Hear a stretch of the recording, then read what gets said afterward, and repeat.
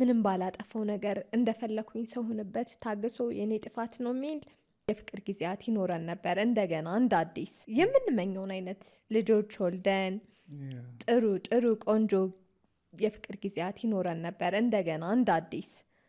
ግን እኔ ትዕግስት አጣሁኝ። ምክንያቱም በጣም ይጥራል፣ የሚሰራ ልጅ ነው፣ የሚጥር ልጅ ነው።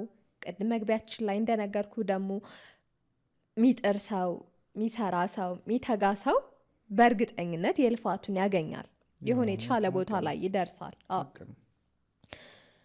እና ምን ዋጋ አለው እንዳልኩ ሁሉንም ማለት እኔ ወደፊት እንኳን ሌላ አዲስ ሰው ምናምን እንኳን ብተዋወቅ የእሱ አይነት ሰው በፍጹም ላገኝ አልችልም።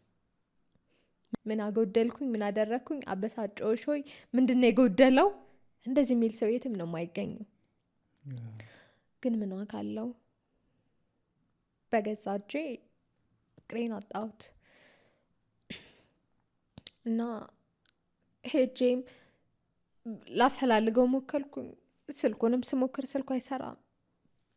ድጋሜም ቤቱ ሄድኩኝ፣ አሁንም የለም። የት እንዳለ አላቅም። ከሀገር ወጥቷል የሚሉ ሰዎች አሉ።